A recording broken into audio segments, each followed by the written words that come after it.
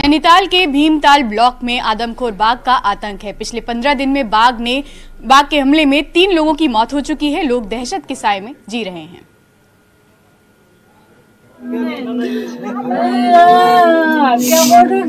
Action नहीं हुआ तो मेरी लड़की दे दीजिए, मैं अपनी जमीन जायदाद पूरी सरकार के नाम कर देता हूँ। एक लड़की मैंने कैसे पाली होगी, कितना दर्द हो रहा होगा मेरे को। मेरे बच्चे ही नहीं रहेंगे वो जमीन जायदाद से। मैं क्या करूँ, मैं क्यों इन भैंसों से करूँ। आपके यहाँ कल मेरी गाय बच्चे आ जाएंगी, आप पालोगे। तो सुना आपने उस पिता का दर्द और गुस्सा जिसने अपनी 20 साल की बेटी को बाघ के हमले में खो दिया। कल घर के पास खेत में बाघ के हमले में निकिता की मौत हो गई, जिसके बाद पूरे इलाके में दहशत का माहौल है और लोगों में वन विभाग के खिलाफ आक्रोश है। गांव के लोग वन विभाग से आदमखोर को मारने की मांग कर रहे हैं। किसी प्रशासन को उठाने नहीं देता हूँ, मेरे हाथ जोड़े हुए हैं। मैं एक मिनट भी कहीं तक प्रशासन से कहता हूँ कि मेरी लड़की मर गई है, मैं यहीं पे दफन कर लूंगा। मैं आगे नहीं भेजना चाहता हूँ। जब तक बाघ नहीं मारा जाएगा हम जो है लड़की को नहीं उठाने देते।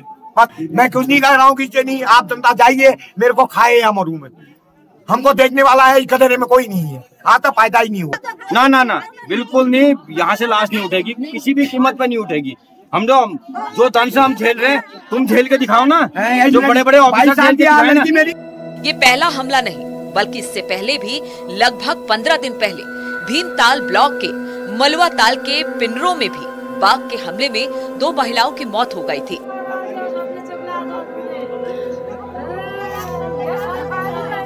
हालांकि वन विभाग ने बाघ को मारने के आदेश जारी कर दिए थे, लेकिन हाईकोर्ट ने नियमों का हवाला देते हुए इस आदेश पर रोक लगा दी। वहीं अब वन विभाग के सामने समस्या है कि वो करे तो क्या करे। अभी हम मौके पे नहीं जा पा रहे हैं, अभी हम लोगों के बीच में ही थोड़ी देर में अभी हम वहाँ जा करके वहाँ पे जो भी हमें लीड्स मिलेंगे, जैसे वन्य जीव के बाल और उसके जो हमारे टॉकमार्क्स हैं, उसको हम सबसे पहले तलाशते हैं ताकि उसकी पहचान सुनिश्चित की जा सके और उसके बाद वहाँ पे कैमरा ट्रैप। कहीं न कहीं ये भी सच्चाई है कि इंसानी जान से ज्यादा बाघों की जान की कीमत है। ऐसे में कब तक पहाड़ के लोगों की जान जाती रहेगी, इस पर सरकार को सोचना होगा। न्यूज़ 18 के लिए नैनीताल से वीरेंद्र भट्ट की रिपोर्ट।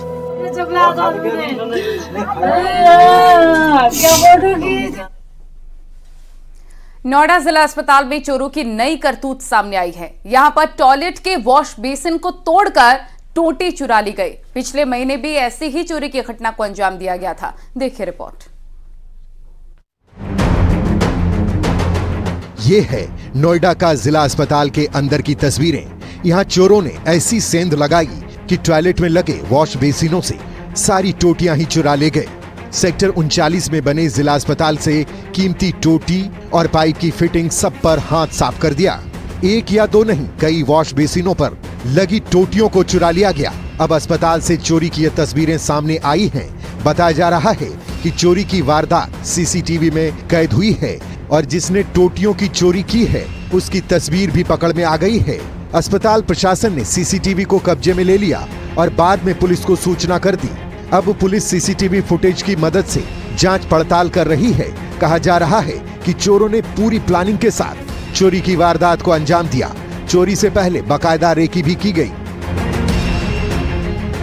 बताया जा रहा है कि आए दिन अस्पताल में चोरी की घटनाएं सामने आ रही हैं। इससे सुरक्षा का संचालन करने वाली एजेंसी पर भी सवाल खड़े हो रहे हैं, क्योंकि अस्पताल में 2 शिफ्टों में 40 से ज्यादा गार्डों को लगाकर सुरक्षा का दावा किया जाता है। हैरानी की बात है कि जब चोरी हो रही थी तो सुरक्षाकर्मी कहां थे। चोरी बेहद ही शातिर तरीके से की गई है।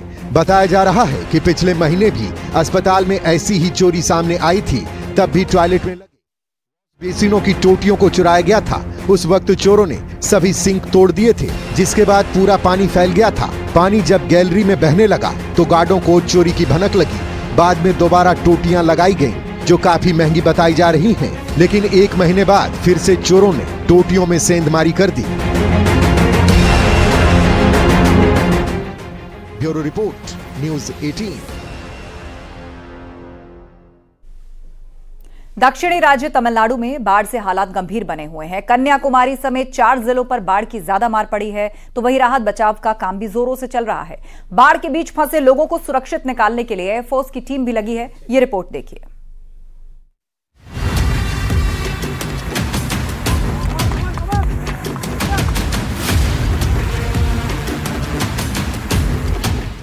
कुदरत ने तमिलनाडु में ऐसा तांडव मचाया है कि जीवन अस्त व्यस्त हो गया। जिंदगी पटरी पर आ गई, हर तरफ बाढ़ का प्रकोप है। इंसान जिंदगी के लिए कुदरत से पनाह मांग रहा है। तमिलनाडु के कई जिलों में भारी बारिश का कहर देखने को मिल रहा है, लेकिन दक्षिण तमिलनाडु के 4 जिलों में हालात बेहद ही भयानक हैं। पिछले 3 दिनों से तमिलनाडु में हो रही मूसलाधार बारिश से हालात बेहद ही खराब हो गए हैं। तेनकाशी में पुल टूट गया है, कई इलाकों का शहरों से संपर्क टूट गया, तबाही मची हुई है। पूरे इलाके में पानी ही पानी दिखाई देता है। बाढ़ का पानी तटबंधों को तोड़कर खेतों और रिहायशी इलाकों में दाखिल हो गया।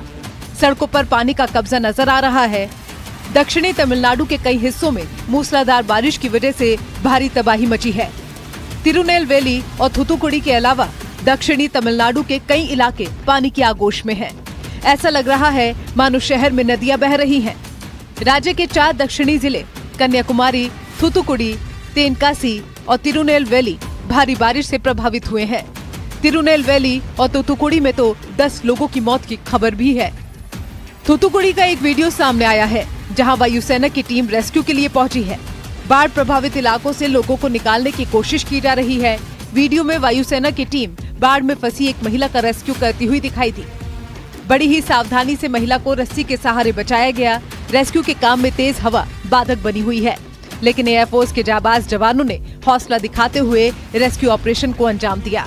महिला के चेहरे पर शिकन देखी जा सकती थी, लेकिन हेलीकॉप्टर में आने के बाद उसने चैन की सांस ली। तिरुनेलवेली में रिहायशी इलाके पूरी तरह से जलमग्न हो गए हैं। लोगों को सुरक्षित ठिकानों पर ले जाने के लिए रेस्क्यू दल लगातार कोशिश कर रहा है, लेकिन हजारों लोग अभी भी मदद की दरकार में हैं। बाढ़ ने इतना बड़ा संकट पैदा कर दिया है, जिससे खाने पीने में भी दिक्कत आने लगी है। रेलवे को ट्रेनें भी कैंसिल करनी पड़ी हैं। भारी बारिश को देखते हुए तिरुनेलवेली जिले में स्कूल और कॉलेजों में छुट्टी घोषित कर दी गई है। भारी बारिश के कारण थामीराब रानी नदी में जलस्तर बढ़ गया है। भारी बारिश के चलते तमिलनाडु के कई जिलों में तबाही का मंजर है। कहा जा रहा है कि दक्षिण तमिलनाडु में बाढ़ बारिश से जो भी नुकसान हुआ है, वैसा पिछले कई दशकों में नहीं देखा गया। Bureau report, news 18।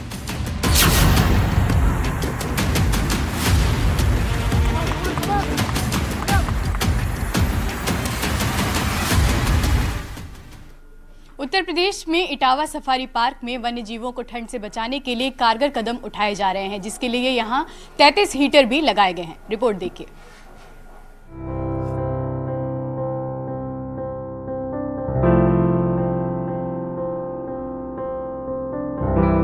ठंड अपना असर दिखाने लगी है। मैदानी इलाकों में धीरे धीरे तापमान में गिरावट दर्ज की जा रही है। इटावा सफारी पार्क की बात करें तो यहाँ भी सर्दी पड़ने लगी है। यहाँ तापमान गिरकर 7 डिग्री तक पहुँच गया है।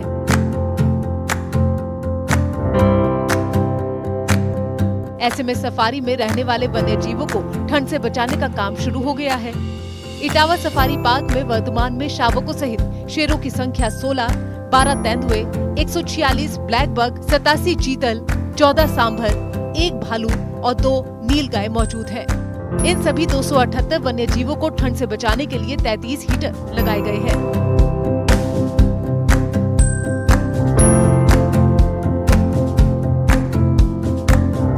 असल में इटावा में तापमान में खासी गिरावट आती है।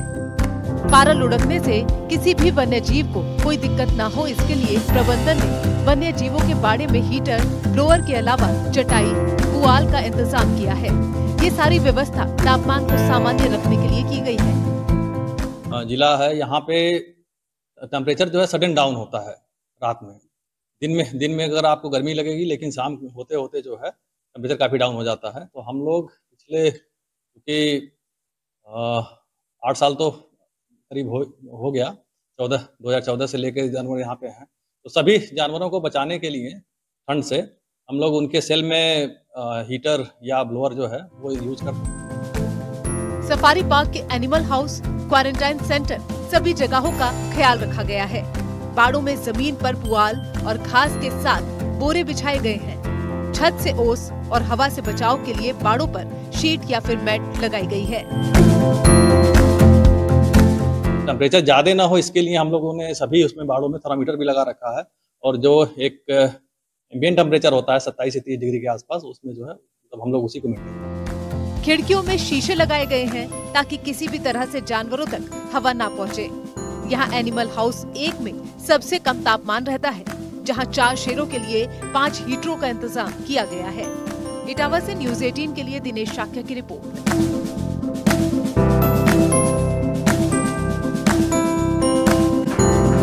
आपको भी रोज कई अनवांटेड कॉल्स जरूर आते होंगे। कभी लोन के नाम पर फोन आते होंगे, तो कभी किसी अन्य ऑफर के लिए, और कभी फ्रॉड कॉल्स भी आते होंगे। इन कॉल से छुटकारा पाने के लिए DND यानी कि डू नॉट डिस्टर्ब भी लगवाया होगा आपने, और उसके बावजूद भी आप ऐसे कॉल से काफी ज्यादा परेशान होंगे। अब इन प्रमोशनल कॉल्स पर केंद्र सरकार काफी सख्त हो गई है। कैसे, इस रिपोर्ट में देखिए।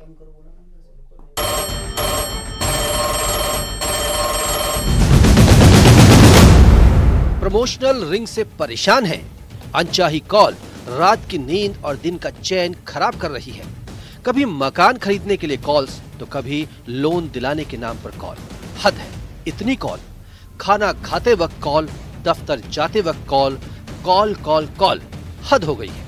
ये अनवांटेड घंटी आपको परेशान करने लगी है, तो अब इस मुसीबत से छुटकारा पाने का वक्त आ गया है। सरकार का हंटर अब अनवांटेड कॉल्स करने वालों पर चलने वाला है, क्योंकि लोकसभा में टेलीकॉम बिल पेश किया गया है। इस बिल के एक्ट बनते ही आपके पास कॉल्स आने बंद हो जाएंगे, और अगर आए तो फिर जिसने किया उसे भुगतना पड़ेगा। मतलब साफ है कि अब आपको अनवांटेड कॉल्स परेशान नहीं करेंगी। दरअसल दूरसंचार मंत्री अश्विनी वैष्णव ने इस तरह की कॉल पर पाबंदी लगाने के लिए लोकसभा में टेलीकॉम बिल 2023 पेश किया है। कहा है कि इसका मकसद न सिर्फ उपभोक्ताओं को बेहतर सेवा प्रदान करना है, बल्कि इस क्षेत्र में लाइसेंस राज को पूरी तरह खत्म करने की व्यवस्था है। लोगों को अनचाही कॉल से आजादी दिलाना है। बता दें कि 1885 के टेलीग्राफ एक्ट की जगह इस बिल को लाया गया है। इस बिल को कैबिनेट की ओर से मंजूरी मिल चुकी है, जिसके बाद इसे लोकसभा में पेश किया गया। मंत्रिमंडल ने अगस्त में इस विधेयक को मंजूरी दी थी। बिल को लाने के पहले कई सर्वे रिपोर्ट्स भी सामने आई।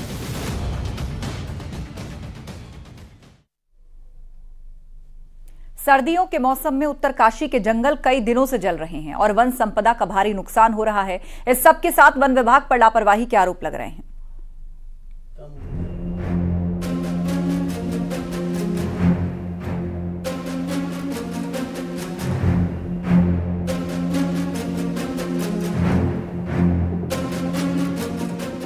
उत्तरकाशी में यमुना घाटी और गंगा घाटी के जंगल आग से धधक रहे हैं। आलम यह है कि पिछले 3 दिनों से कई जंगलों में आग लगी हुई है। आग इतनी ज्यादा लगी है कि चारों तरफ धुएं के गुबार उड़ रहे हैं। उत्तरकाशी के मुखेम रेंज, डुंडा रेंज और यमुना घाटी के अपर यमुना वन प्रभाग के जंगल जल रहे हैं, जिससे लाखों की वन संपदा नष्ट हो रही है और साथ ही वन्य जीवों को भी खतरा पैदा हो गया है। कम से कम जो है सतर्क होना चाहिए विभाग को अपने चौकीदार जो है जंगलों में रखने चाहिए। उनको छोटी छोटी चौकियां बनाएं और उनमें लोग रहें, और जहां जैसे ही ऐसी कोई घटना घटती है उसे तत्काल उसी स्थान पर जो है उस पर जो है कार्रवाई की। जंगल जल रहे हैं, जिससे भारी नुकसान हो रहा है और आग का रिहायशी इलाकों की तरफ आने का भी खतरा बना हुआ है। वहीं स्थानीय लोगों ने वन विभाग पर लापरवाही का आरोप लगाया है। 3-4 दिन से देख रहे हैं हम यहाँ पर पूरे जंगल धू करके जल रहे हैं और वन विभाग सो रखा है।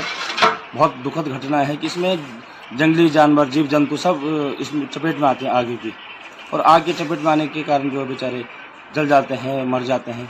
तो ऐसे इसमें पूर्व में नियोजित इस तरह की जो योजना होती है इसमें लगानी चाहिए, ताकि यहाँ पर जो है तत्काल प्रभाव से ये आग बुझ सके। अमूमन देखा जाता है कि गर्मियों में फायर सीजन में जंगलों में आग लगती है, लेकिन